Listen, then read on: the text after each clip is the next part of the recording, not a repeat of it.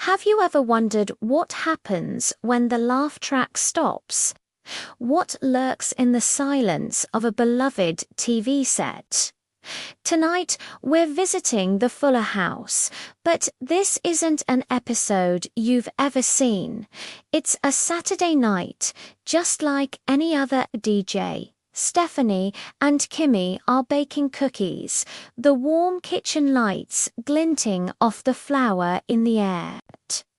Uncle Jesse is strumming his guitar on the couch. It's picture perfect, cozy, familiar, everything you'd expect from your favorite family. But then the doorbell rings. It's 10 p.m. Too late for a friendly neighbor. On the porch, a plain cardboard box.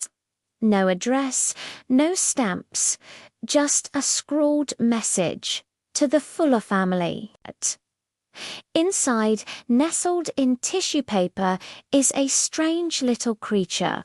It's part rabbit, part goblin, with enormous glassy eyes and a mischievous, crooked grin. A small tag hangs from its ear, reading, "Labubu for good luck." Stephanie laughs it off.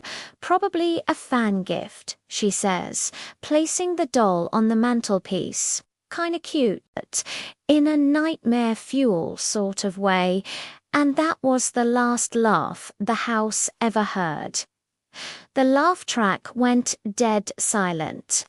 The warm golden lights began to flicker, and from somewhere in the shadows, a high-pitched giggle echoed through the Holzer sound that was trying too hard to be happy. That night, everything changed. Around 2 a.m., Kimmy tiptoed to the kitchen for a glass of milk.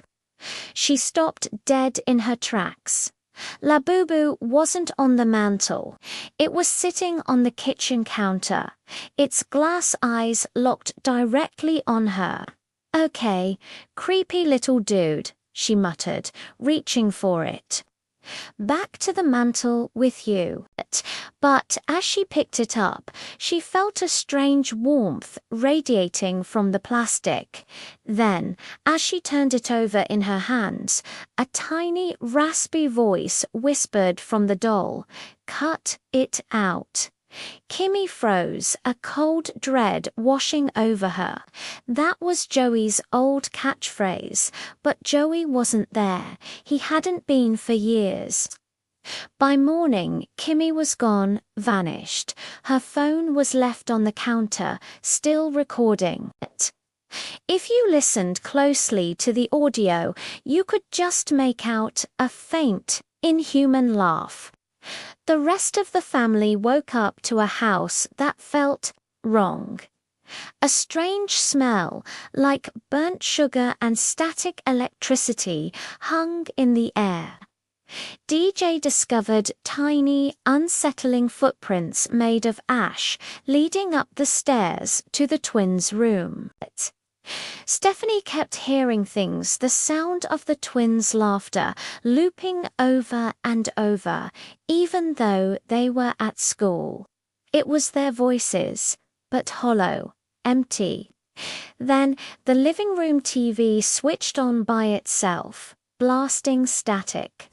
An old episode of Full House flickered onto the screen, but something was terrifyingly wrong. The faces of the cast were distorted, their smiles stretched unnaturally wide, and in the background of every single shot, there it was, Labubu, sitting on a shelf, perched on a counter, waving its tiny hand at the camera. "Guys," DJ whispered, her voice trembling, "that's us. That's our house." The screen glitched violently, and a new title card burned onto the screen. Fuller House, the final season. Panic set in. They knew they had to get rid of the doll. That night, Uncle Jesse, his hands shaking, grabbed Labu and tossed it into the fireplace. The flames licked at the doll, but it didn't burn. It just sat there, in the inferno, slowly turning its head to look directly at him. In a sing-song mockery of his own voice, it whispered, "Have mercy." And just like that, the fire went out.